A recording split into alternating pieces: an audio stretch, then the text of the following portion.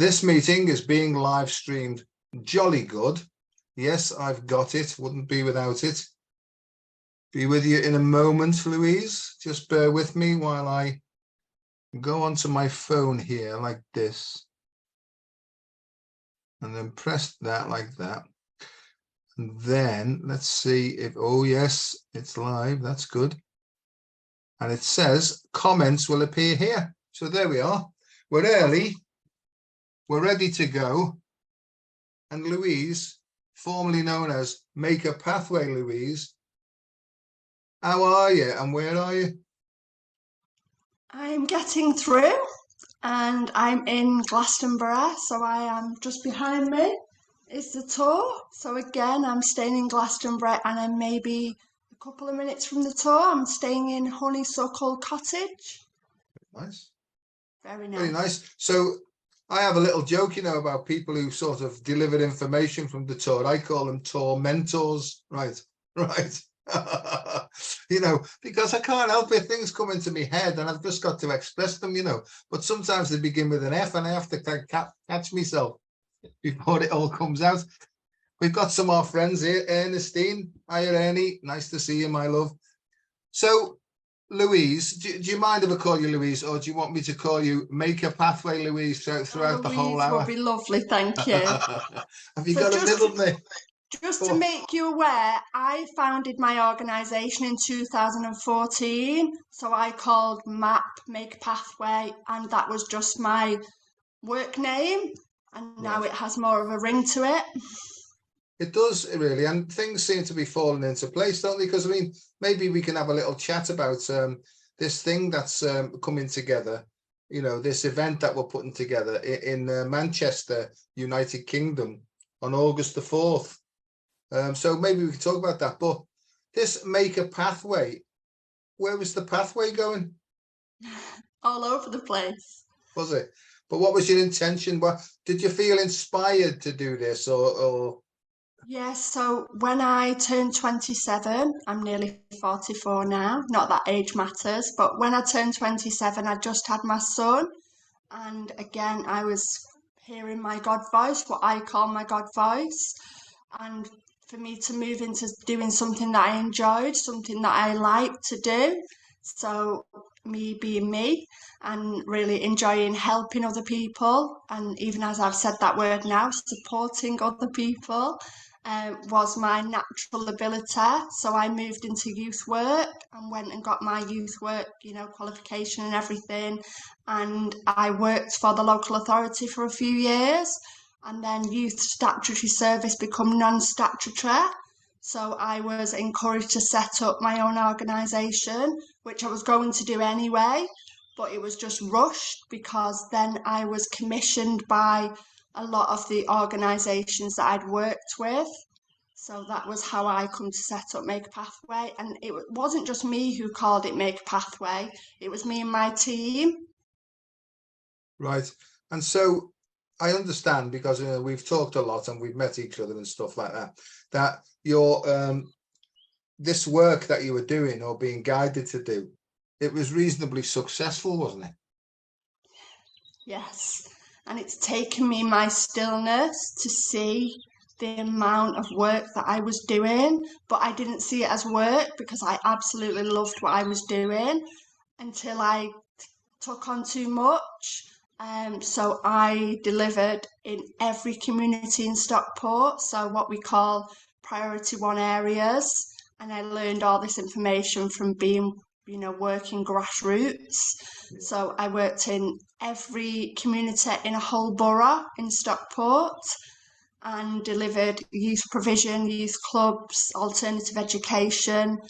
The list is very, very long. The impact was huge.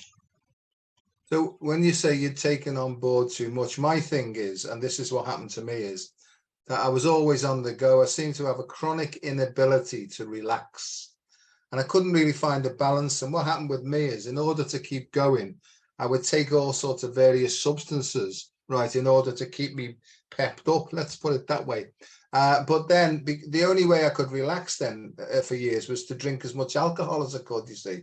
And I didn't know that I was sort of almost like self-medicating, right, for most of my life, until the alcohol got hold of me, right, and then I just couldn't stop it, and this is not my story, it's yours, but just to say, my thing now is that I can spot somebody who's got a big heart, but they've just become imbalanced within themselves.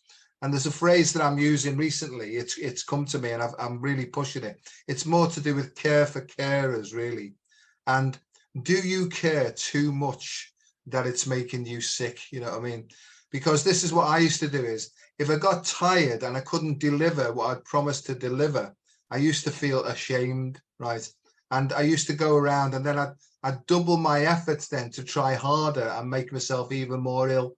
And then I'd need more drink, more cigarettes, more all sorts of things then to keep me going, you see. So my whole life now, it's almost like guided to say, you've been through this, Joe. You can see when other people are approaching that point, right? Why don't you just share your experience, your strength, and your hope with them in the hope that something will get them and they'll start to understand that maybe they're pushing themselves too hard, And I've worked in the NHS, for nearly over 40 years now. And I can see that the NHS is basically falling to pieces because the staff are absolutely and utterly exhausted, So I'll shut up now, Louise, but, just on that sort of note, over to you. Yeah, they're exhausted with the overload, and I see that, but I feel my experience is, slightly because everyone's individual. But at 27, I hit a point where I'd stopped drinking, stopped going out, partying, all of that, because I did all that from the age 15. And at 27, I'd completely made a whole change where, I was known as the water police. I was just probably too much working very hard, going to the gym, just overdoing, being busy, probably not wanting to be with myself. Yeah. And at 27, I'd gone on that pathway of fixing the world.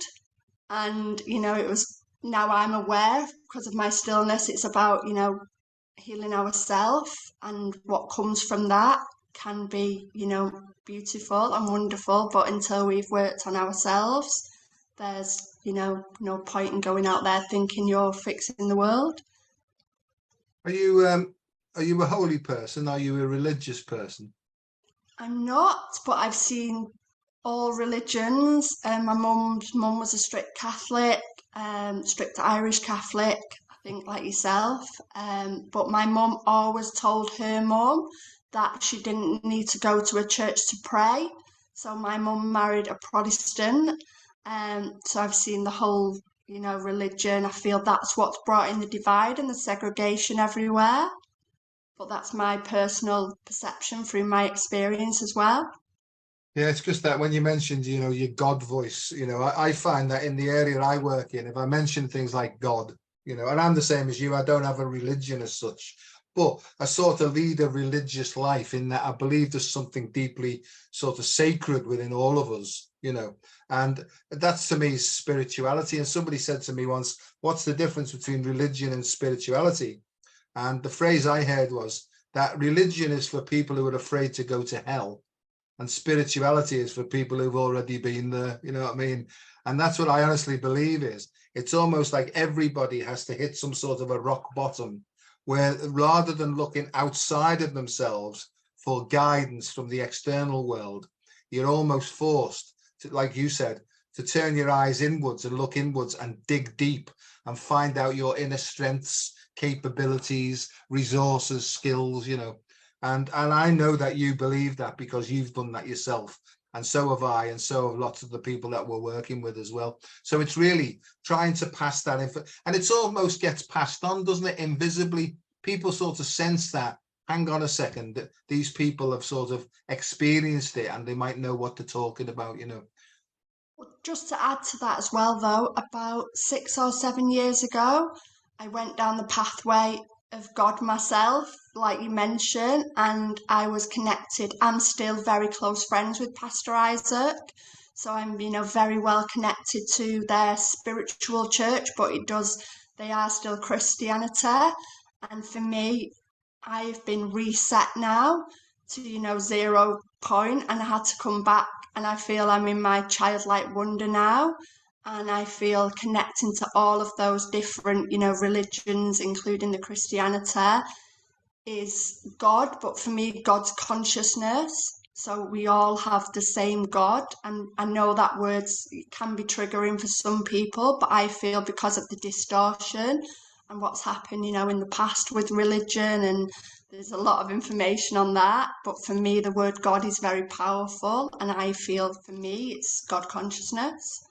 No, I agree with you. And words are powerful, and they can be helpful or they can be obstructing, can't they, really? And I think I've learned to maybe use different words. I've got absolutely no fight and no sort of anything at all about religion. If it helps you to be a happier person, a more helpful person, not a fool, if you're not trying to force your opinion down somebody else's throat, that's jolly good. If you're getting on with your own life and it's successful, right, and you're sort of radiating a joyfulness, well, I think that's what it's all about. But in my experience, my upbringing wasn't like that, right? I was brought up in a very, very strict Irish Roman Catholic background family. I was given the instructions on how to behave. At the age of 11, I was sent away to start to train to train as a Catholic priest. At the age of 11, right? And for the 18 months, I was absolutely bloody terrified. It was horrendous. We used to have to get up at 6 o'clock in the morning, right? Go down, right?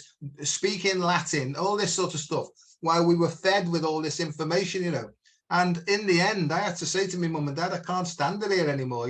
My mother was always worried about me. So she sent me dad, get him out of there, Jim. Now this is, this is what happened to me. I came out of there. And because I was almost like sixth form Latin, they put me in the local Christian Brothers school. Well, it was like out of the frying pan into the fire. So I was taught, Louise, to remember things because through fear, right? Because if we didn't learn all the things like the mathematical and theorems and geometrical form, we used to get strapped, Yeah, my mum. And I'm opposed. Sorry, go on. No. I'm opposed to that sort of education myself, because as you know, and we agree on this, that what you really need is trying to come out of you anyway, So if you can just tap into that thing, and we can allow kids to tap into that, and we can watch the direction that their natural inclination is taking them towards and help them with that, I think that will change the world, Exactly that. So that's the environment that I and my very small team with Matt provided for all of our young people in the many different projects, provisions, activities that we created. And we had 100% turnaround with every young person. And I worked with what we label the complex young people, at risk. There's many, many labels. And for me, those labels were never identified. So every label was 100% removed, and that happened 100% of time.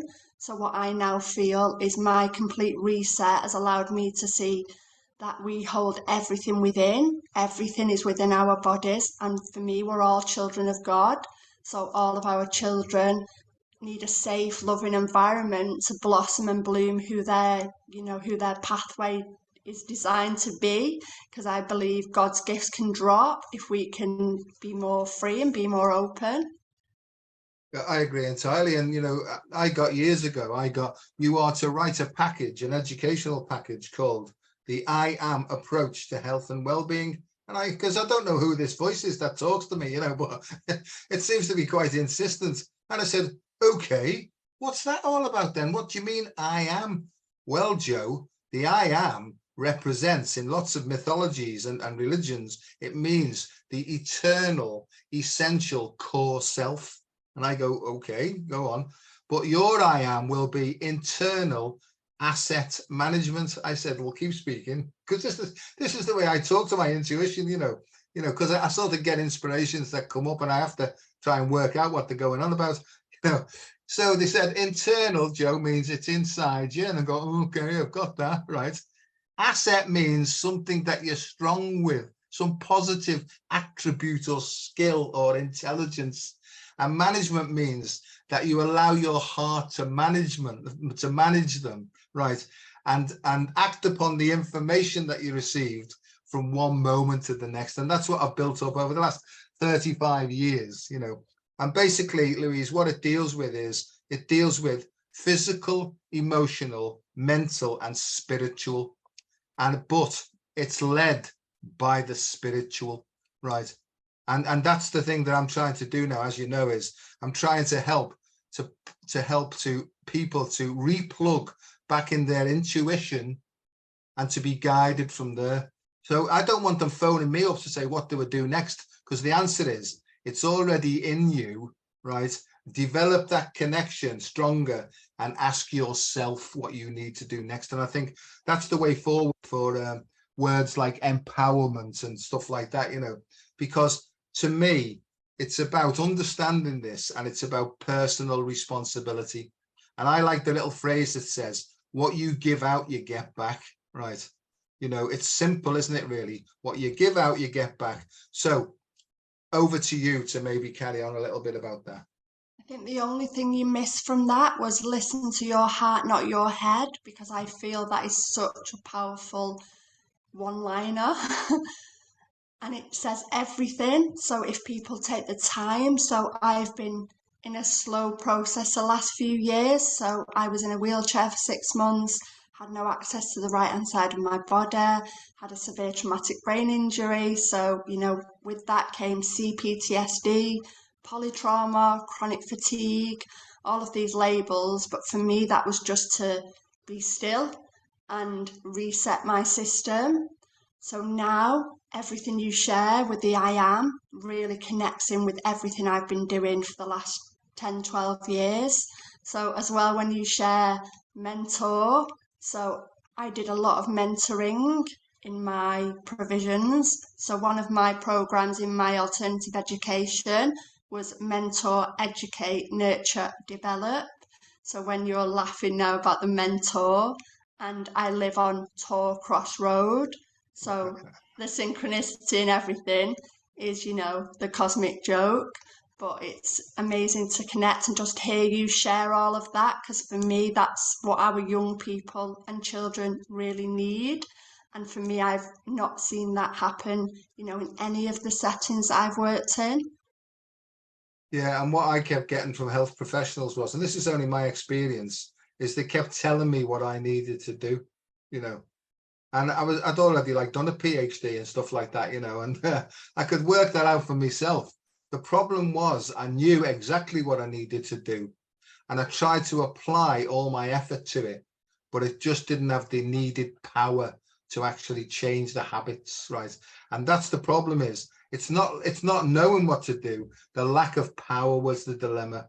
And what I had to realize was that there's a whole layer of consciousness, right? That's really the unconsciousness, you know. And more than anything else is me head that thought it knew everything that was going on, you know all those next to nothing, you know, right, that one. But I thought I knew what I was talking about, but there was 4/5 being processed underneath that, you know. They call that the iceberg analogy. There was 4/5 being processed that was really driving my choices, right? And when I used to say to the people, I used to kneel down and say, I swear to you, I'm never going to drink again. And I really meant it, you know. There was a part of me that was almost laughing. That's what you think, you know. And over the years, I've realized that I was full of fear, full of rage, full of resentment, full of envy, full of all these negative things. There's a phrase I like, but lots of other people don't like it, but it's turned out to be true for me, that you're only as sick as your secrets, right? And I think that I had a lot of secrets, not consciously buried, but there was a lot of stuff that I was afraid to let out, right? And so all my energy, if you like, or power, was trying to contain them all the time, while I was trying to put forward this pretentious face, you know, hello, how you doing? Oh, lovely to see you, you know, when inside there was this going on all the time. So what I'm trying to help people with is to realize that, you know, it's all right to have all these negative emotions, but it's not all right to fire them at anybody else, you know. So all the energy that's kept in there to keep them down, it can be through certain breathing techniques and certain emotional stuff. They can be brought out slowly but surely. They can be shared. As they're shared, it's almost like they dissolve, but the energy that's been keeping them down goes back into your system then to give you more courage to carry on with the process then. And I What do you think feel about that? you just explain the science of the body and how I feel we've not been aware that we are energy.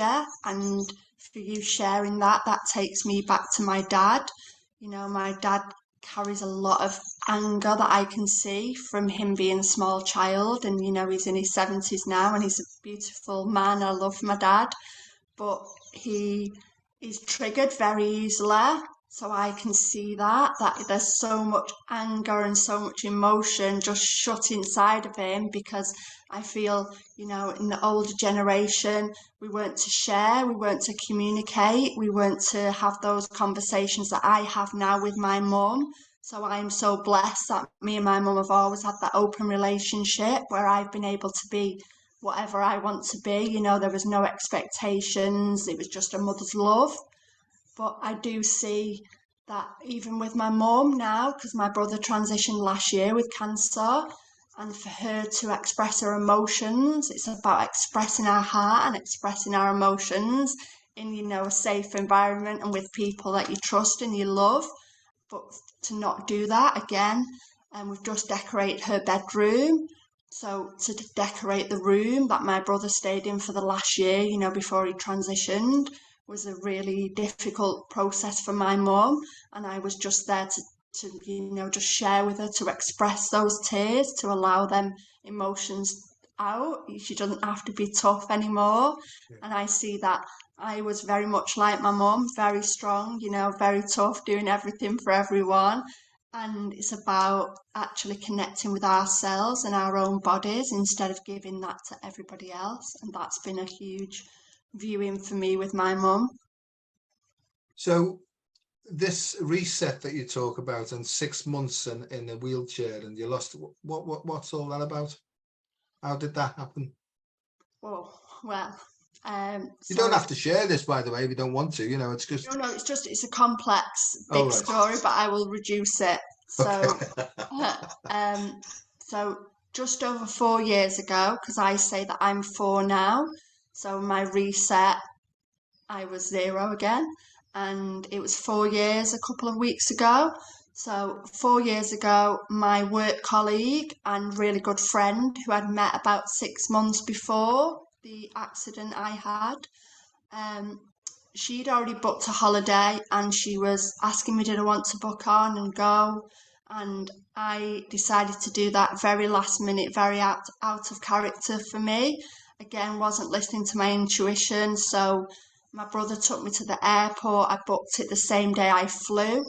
I only booked a 5-day break, so for me it was a bit of sun and sea and, you know, sand, relaxation, because I'd not been out drinking for like 15 years because I was on my busy, you know, work path and loving what I did. And so anyway, 3 days in, we'd hired a car and we'd gone out in the car on the third day. I have no memory of this whatsoever.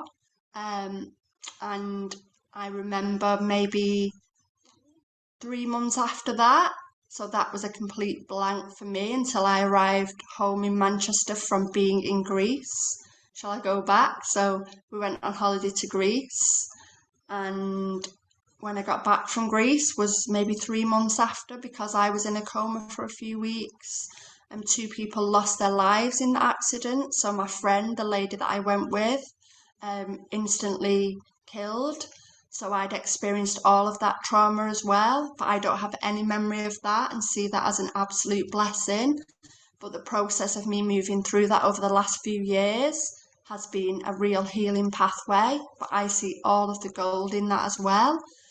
But going back to the incident in Greece, which happened outside the Paradise Taverna, um, we have to laugh. The cosmic joke's rather funny. The car hire company have been charged with manslaughter because the car was not roadworthy. It had broken brakes and broken steering, but that wasn't reported, as we know on the Manchester Evening News. When it came out, it was a big shiny story, and there was no truth in the story whatsoever. And still, all these years on, there's been no truth shared, but at least I know the truth, and that's still ongoing with me now. But I feel that's been my healing pathway as well, actually getting some information, what actually happened, because I was very unaware of that. So the things we talk about, almost as if we come to this earth for a specific purpose. I honestly feel at depth that that's true. It's certainly true in my own story, where I had to go through that stuff to come out the other end, to start to get better, and almost act, as you like, as a good example, which I don't think I am, but a shining example of what it can be, and I think that helps other people. So if we look then as this sort of hero's or heroine's journey or spiritual journey, right? How do you feel that contributed to what you're doing now?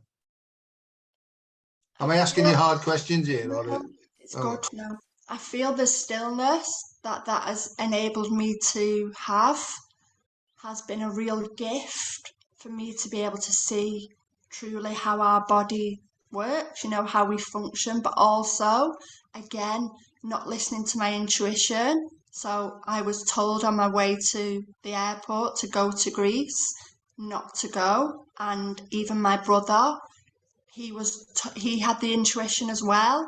So then when he found out what had happened, he really felt bad because he didn't follow his intuition. So I feel like it was a really good example of our bodies tell us everything if we're just still enough to listen to our bodies. And coming back from that and going through my whole healing pathway and connecting to natural nature. And so I see my disconnect from nature before. Nature wasn't really in my life. I was busy, and now nature has been my closest companion over the last few years.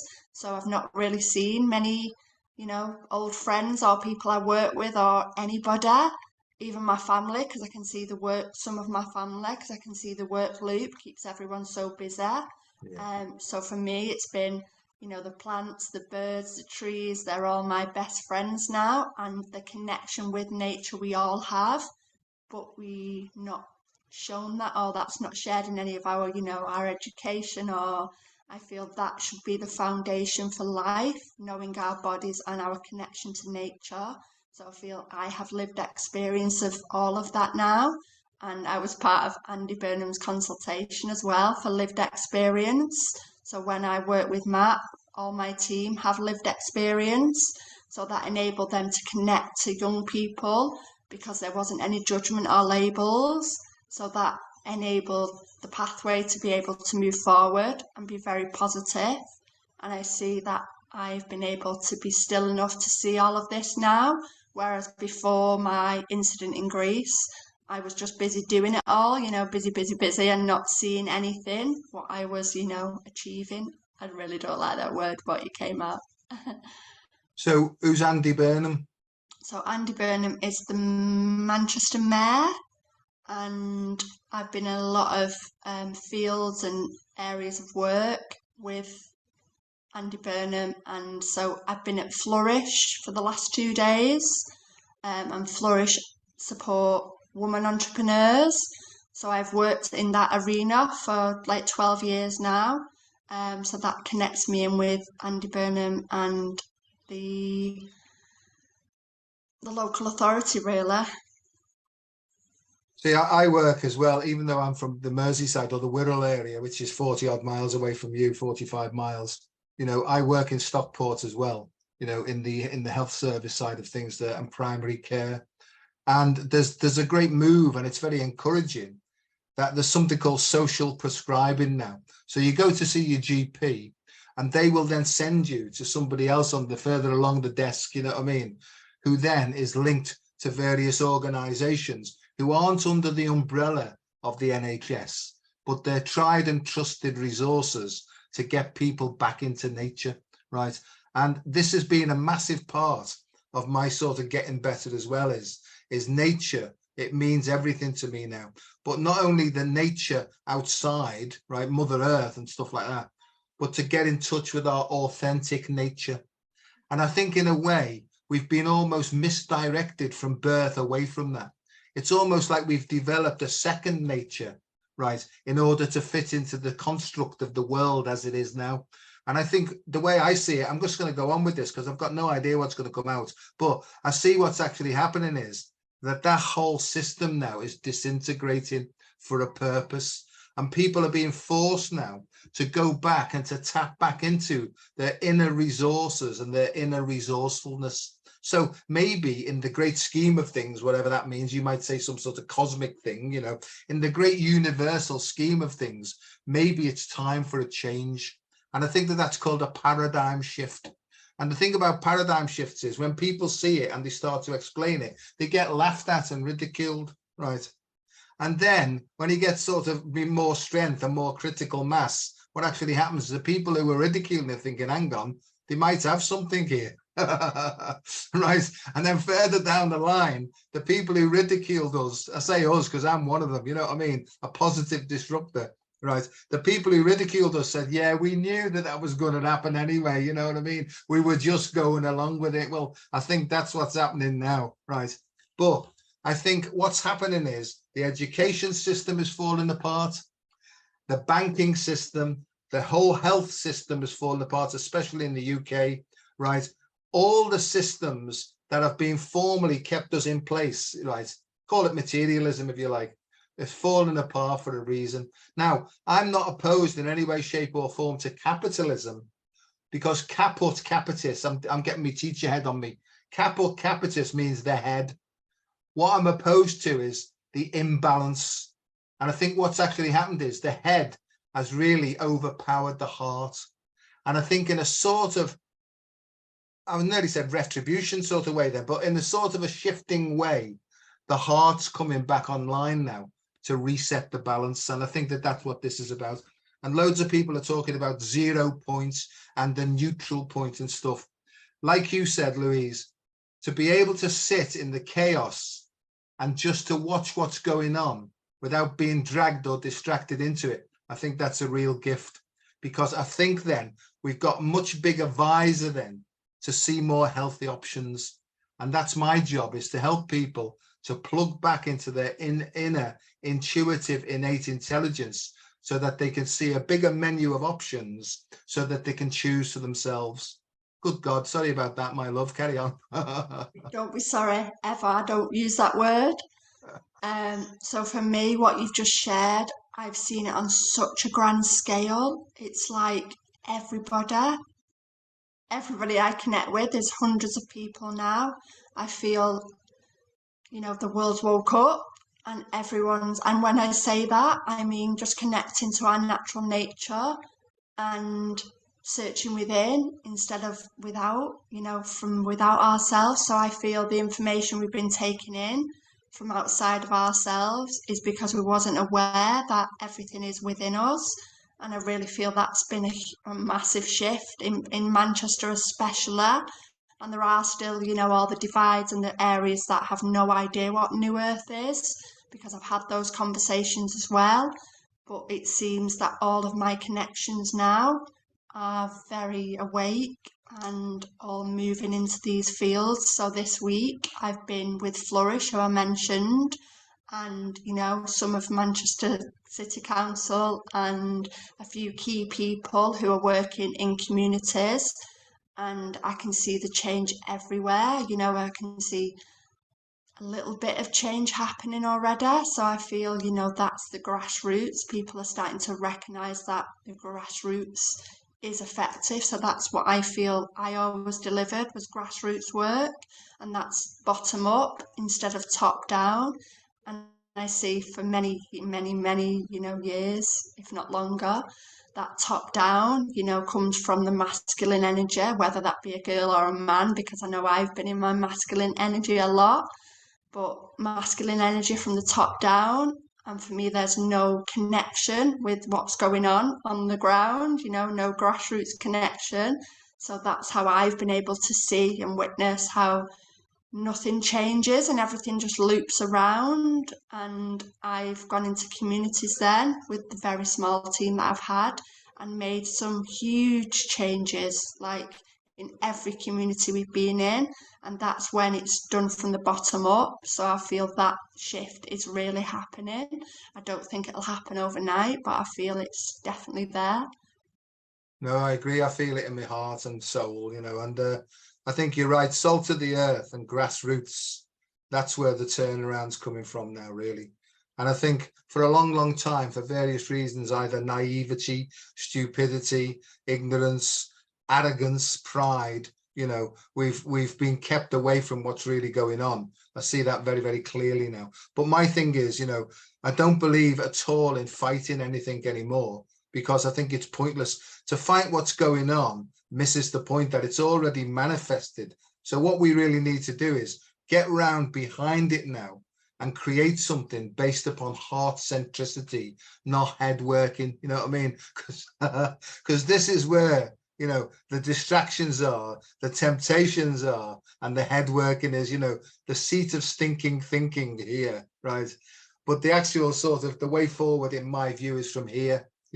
And I can back this up, with proper scientific and technical words, and I can back it up with psychology words, because the human being, when they're born, they work off instinct, then they move developmentally into intellect then. So there's instinct and intellect, right?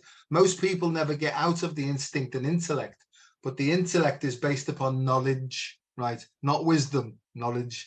But comes a point in somebody's life called the rock bottom where they think, hang on a second, I'm going to have to come out of the herd here because there's something driving me to go forward and be true to myself, to thine own self be true. And that's when we break into, if you like, in our circles, we call that the higher heart. But really, it's access to intuition. And the more that we trust this intuition or inner teaching, the more inspirational our lives become.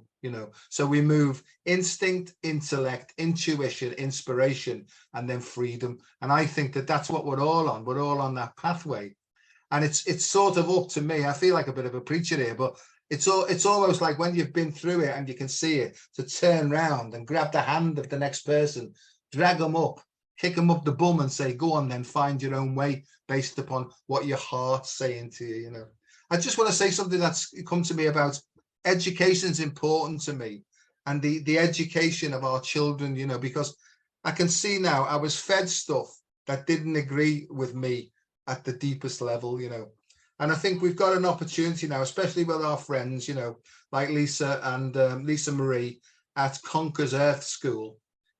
I'm very much in favor now of helping people to do more and more homeschooling. Now, some of the people who listen to this, to me, right, they'll disagree with that, but that's okay. Different people are allowed different opinions, but my thing is that I think that we need to establish education, because education means to draw out of, right? So we really need to establish a sort of educational system that listens intently to what's going on in the soul of the child, right? Because my favorite little educational snippet is, your children are not your children. They come through you, not from you. And when I heard that, I'm getting up my spine now.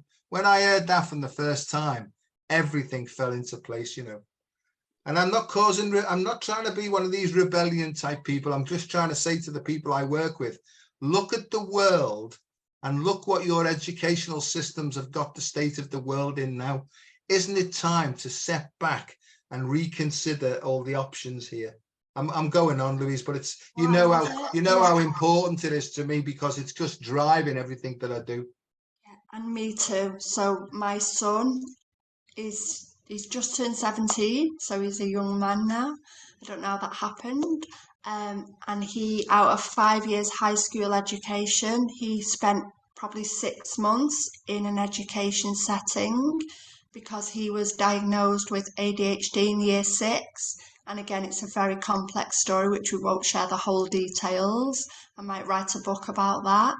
And experiencing my lived experience with him personally has been, one hell of a ride over the last 5 years of the way he's been treated, because nobody knows what to do with ADHD. And actually, what I see, every young person I've worked with, it's a gift, it's a superpower, all these words, positive words. Whereas my son was led to believe for a very long time, and I think he's still moving through that. Um, the word that he came out with maybe about a year ago was wrongen, Yeah. because if anyone goes to those schools in Manchester, they're labelled as a wrongen.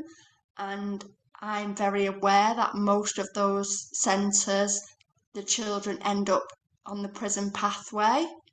And I've worked for those centres as well. So I've worked with them, and then I've worked with my own entrepreneurship, alternative provision. So I've had a lot of experience in seeing our gifted children. And I feel all our children are gifted. They're all unique in their own way. And they all have I say a brain that's wired differently, because everybody's unique. And if we can harness their skills and abilities, that's the pathway forward, not to say what you can't do and what you're not good at. And, everybody has a unique skill and ability. So, from going back to my son, sorry, and breathe. He's now shown me, so he's moved through a lot of trauma, as you can imagine, with what happened with me. So he came to Greece and was told that I might not be here 3 times, so to move through all of that. And at that time, I brought in 42nd Street, who are a mental health they do children's education. So I got Dawson referred into there because I had my connections with 42nd Street. And 42nd Street couldn't access the school he was in at the time 3 times. And that was when I was going through my real healing process. So, I was in my wheelchair and everything.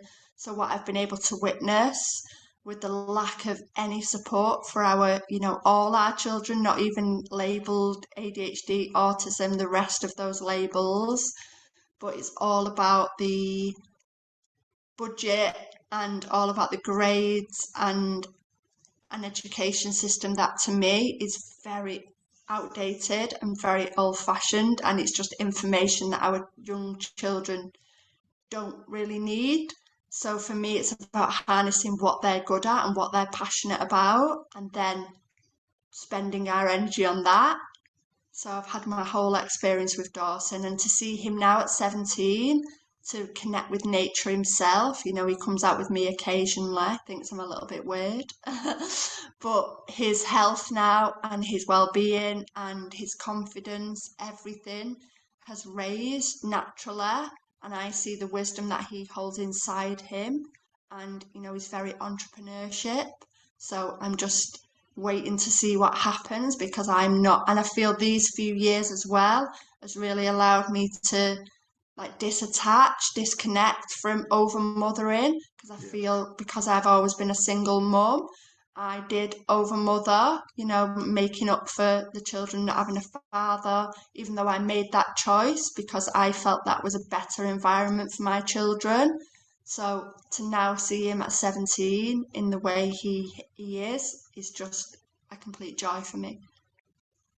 See, it's important, and it personal lived experience is important.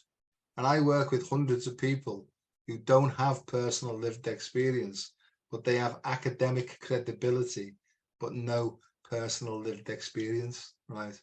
And I fell into that trap as well, because I've got a brain that can hang on to information and regurgitate it, But when people say to me, well, prove it, and what was it like for you? I have to say, well, I actually haven't been through that situation, right? And they say to me, so you can only imagine then, right? And there's a complete difference between knowing about something and knowing something as well, and I think that that's the switch between knowledge and wisdom, And for me, with you just saying that, I remember that a woman that I used to work with, who's also a youth worker, ABBA, so she'd had a brain operation, not a brain injury. She had a brain operation, and when she'd had that operation, I held space for her youth club, I did all her work and stuff for a few months. So she rang me after my accident and really shared her wisdom. because she'd been through the very same, similar, not the same, similar to me. And I just felt that was such a nugget of gold for her to have that lived experience. And what she shared with me was that I will never be the same person again. You know, you're completely different now. And she didn't word it in that way, but it was just such a nugget of gold. And I feel again, because she had that lived experience, that is the key. I couldn't agree more. And you know what you've just said there is that most of us, until we know, live in a world of comparison, and we compare what happened yesterday, right? And then we project in what might happen in the future. You see what I mean? And none of it's true, is it really? Because like you just said, right, there's a complete difference between something. Are you all right? Yeah, sorry, I just thought the girls had come back so I could see people walking around. All right.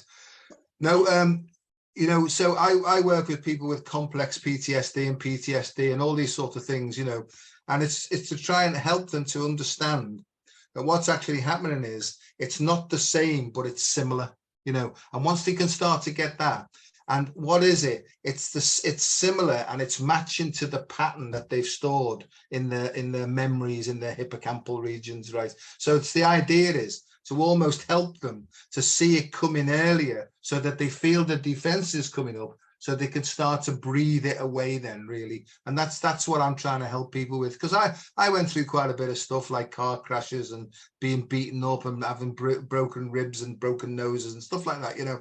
And what happens is you can't do much about the first thought. This is what I learned a long time ago. It's what you do with the second thought that becomes important. And if you can create a space through mindfulness, and the hope is as well, I've worked with Staffordshire prisons, and they're teaching their inmates mindfulness in there as well, you know, because they've got a captive audience, haven't they, really? You know what I mean? So I agree with everything that you're saying. If we can just help people through our shared lived experience, that seems to hit something at a deeper level. Somebody said to me once, Joe, he said, you've got to have a story that's got some depth and weight, not some shallow story here. And, you know, it's got to have depth and weight. And there's got to be some sort of emotional connection to it. And I think that's where it lies. And if we share honestly, right, with emotional connection from the heart, something miraculous happens there, Louise. And I feel with you sharing about the breath again, that was my initial connection with you. So after my accident in Greece, COVID happened. So I've not really had much support from any systems, and I see that as a blessing now. But I connected in with you maybe around 3 years ago for that breath work. So for me now, before I had my accident, I only breathed through my mouth. So I was a shallow breather. And again, I wasn't aware of our breath or our bodies or any of that. So I was really creating from up here. But so now connecting with you and doing the breath works is that simple, you know, 10 minutes 3 times a day, as you share, works, resets our bodies. It's that breath, that time, you know, to just breathe in. It's that simple. And I feel it is that easy that we've not really been shared that, you know, on a wide scale. So for me to connect with you, to re-breathe everything was such a gift. I think I've developed a holy mantra, as you know. I Shall I love share that. it? Or I'll probably get kicked off. So it's breathe in the light. So it's hands on heart, just a little bit of pressure, center it, find out where the heart of hearts is, just get a feeling. Breathe in, 2, 3, 4, 5 from there.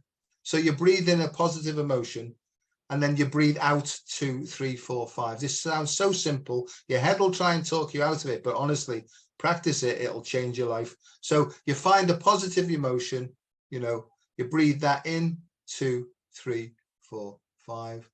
Stop, out, 2, 3, 4, 5. And at this day that we're having, and we'll talk about that in a second, but you can say a little mantra if you like, and it's breathe in the light, breathe out the shite. And what that does is it opens the heart up metaphorically, and all this stuff starts to release, right? And if you do it through the heart, it transforms. But if you're trying to analyze it, it's coming out of the heart, up into your head. It'll send you mad, right? You know, so it's got to be centered. Heart centricity is the thing, you know what I mean? But just to say, Louise, you know, we've met a few lovely people on this pathway, and your connection as well has also helped us to connect with other people from across the world as well. And so we're developing this day, aren't we, on August the 4th, you know, and where is it again? It's in Manchester, United Kingdom. In the lighthouse. It's in the lighthouse, yeah. Does it come under Gorton? I don't think it is actually Gorton, but I'll put the link in underneath this conversation today. But we're going to be putting out some flyers, aren't we, and some event things if anybody's in the region. Yeah. And what we've got is at the start of this, I've put I am, that was the I am approach, making a pathway, that was you, to utopia. I'll explain that in a minute, right? With the song in my heart, right? I'll explain that too, right? And I couldn't think about Jimmy, so is that all right, Jimmy? So to get him in. But it's yourself, myself, it's Kate the Heartist, isn't it, from Texas, right? She's coming over to share her ideas and her sort of ideas about utopia and how it's a land with all sorts of different characters in who are all contributing their own unique skills and stuff. So that's Kate coming over. We've also got Paul Luftenegger coming over, who's internationally renowned singer and songwriter. So Paul's going to be singing a few songs. And the way I link to Paul is that thing I've just shown you. He does a song, and I didn't know this, right? It was like a miracle when I heard it. Put your hands on your heart and say, I love you. Now, I'm not really into that, like oochie coochie, I love you stuff. But when I heard it, I was like sobbing like a baby, you know what I mean? Don't tell him that, though, when you see him. And then we've got Jimmy Bongo, who's well known in Liverpool, who's a poet. And I've asked Jimmy to take all the swear words out of his poems, right? Because we might have a mixed audience, you know. So that's what's it's called, the Heart Exhibition, isn't it? HE, big A, big R, big T. Yes. You know, and my contribution is the science of the heart, really. And that's what I'm coming along for, is to explain that the stuff we're going to be talking about is evidence-based. And there's a load of information and neuroscience behind this now. So I'm trying to lead it, right, with the scientific side of it, in that there's loads of stuff here now. It's incredible medical authority papers. So art and science are actually merging together, and the head and the heart are getting in combination with one another to create a different pathway. Over to you, my darling. I'm very excited about the 4th of August, and it's happening very soon. So for me, for that to be happening now, after me having my planning removed, is again very natural nature, how it's all blossomed and bloomed. And for me, I've connected to each one of you guys individually over my healing pathway. So I think you was my first connection, Dr. Joe, with the breathworks, and then I connected with Paul and really connected in with his, again like you, with his song Spheres of Love. So I found a picture of myself in Wales with my Irish grandmother, with two balls in my hand, a yellow and a blue ball. But I connect them with the Spheres of Love song that Paul was sharing, but he shared many songs with me. And again, that was part of my healing pathway, to really connect into the music. So I connected in with you, then Paul, then Kate. And Jimmy has been a huge connection for me over the last few years. So Jimmy has been bringing artists together in Liverpool, in Sefton Park, and in a lot of other, locations. Artists, singers, creative people just coming together to share their heart. So he's already been doing what we will be doing on the 4th of August. So I feel like for us all to naturally have come together to collaborate this event really showcases our natural creative model. And for me, the way I worked for 12 years before my accident was compassion, connection, communication, community, and collaboration. And I know you work with the 5 C's in your work life as well. And I feel this is a fine example of how that's worked for us as well. Yeah, I think so. And I think where I'm up to now is it's helping people to realize their contribution to what's actually going on, you know. And if we can understand that what we give out, we get back. So if there's an underlying negative emotional connotation there, then it tends to create more chaos than construction. You know what I mean? So it's really helping people before they make a choice and before they actually act on stuff, is to keep it in, to say, hang on, is this going to be a healthy decision or a harmful one, you know? And I know with poverty and with, impoverished areas where we come from, don't we, but it's difficult. So it's how can we help one another? And, we've got all sorts of things like eco-pharmacy projects now, and people work with organic stuff and things like that, and also cleaning up the water, there's so many different things. And I honestly feel that what's coming in, this new paradigm shift, is really about cleanliness, right? And I don't mean saintliness. I don't mean any of that, because my jokes will have to go then, because they're all dirty, my jokes, but the whole point is it's about cleaning our own act up and being totally responsible for our side of the street. And that's difficult, that really, but that's where I'm coming to, that there is like, although we're being light-hearted about it, there's a very, very serious underlying sort of message here, really. And I'm hearing when you shared about the poverty, and I'm from Manchester, and the city centre is very affluent, but the surrounding areas, and so I've worked in all of the surrounding areas of these big cities, and for me to come to Glastonbury today, the moment I got here, it felt so different. Everybody mentioned that. And then we went to the springs and got some water, some fresh water, and brought it back here. And just having that access to our natural nature. And I can really see the divide now and segregation of all these areas and class systems. And, if you're born in a certain area, well, then you won't have the best opportunities and you won't have the best air or clean water. And I feel that is a big job. But, we're aware of it now, so we can make better choices, like you say.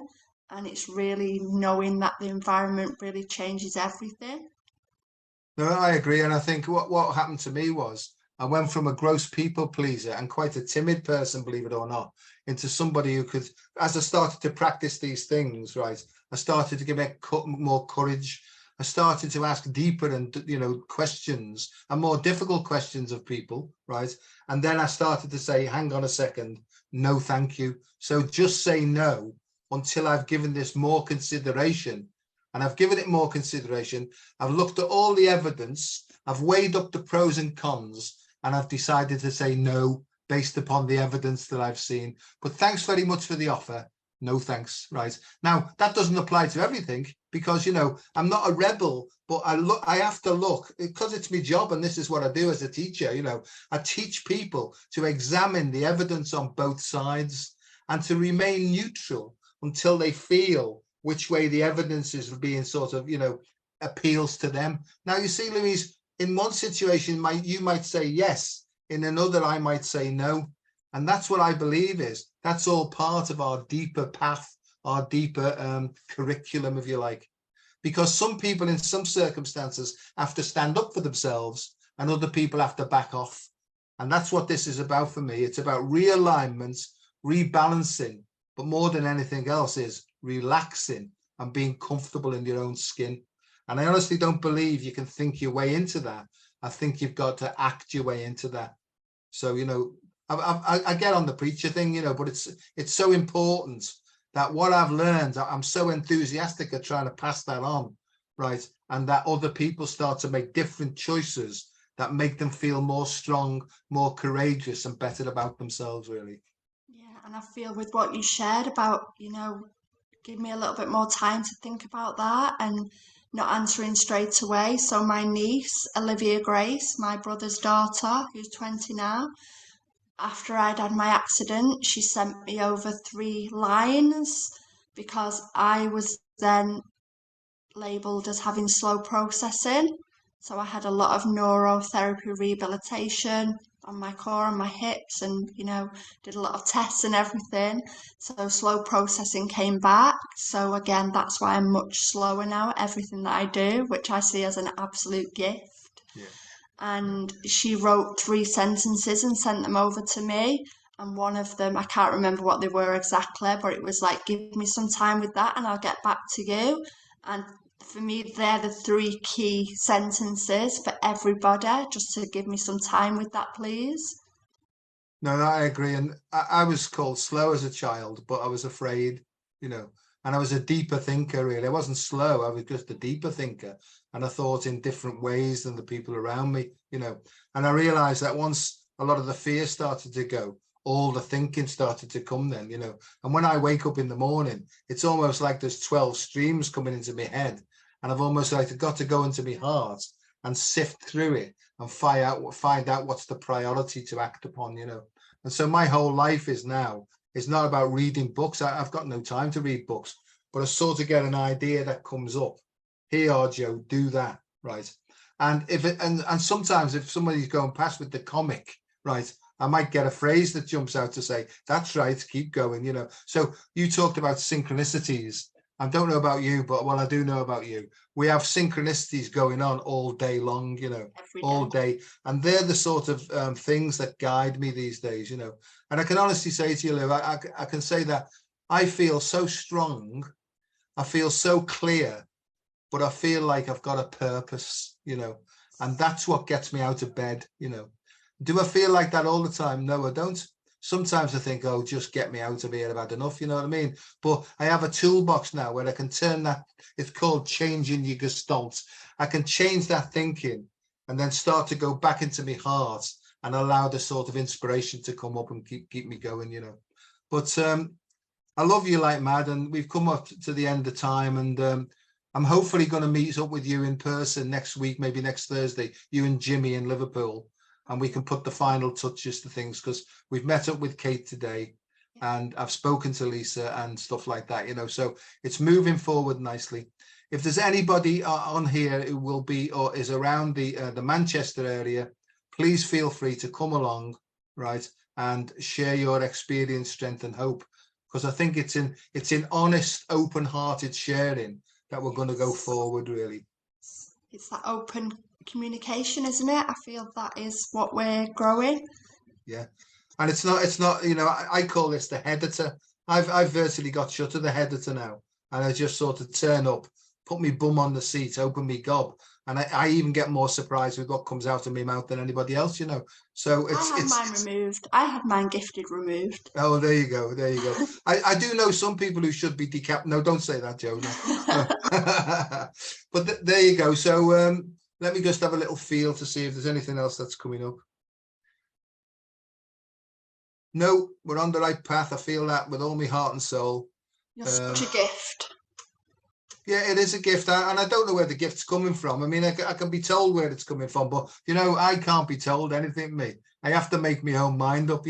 I will listen to everything that people have got to say. But when they try and put a label on me, because I mean, when I was going through my stuff, I was psychotic, right? But I know that I was actually going through something that was a spiritual emergence, right? And I work with people now, right? And people who work with people who are diagnosed as psychotic, who are medicated and obstructed from coming. Anyway, shut up, Joseph. Yeah. Next conversation. Yeah, shut up, Joe. You'll have to leave that for another time, right? So thanks very much, Lou. I hope you have a lovely time in Glastonbury. Give my regards to the tour, and I'll speak to you when you come back next week. Look forward to seeing you there. All right, and thanks very much, everybody. Nice to see you all. And I'll put the link into the thing when we've got it. I'll put the link in on my website. Bye, darling. Bye-bye.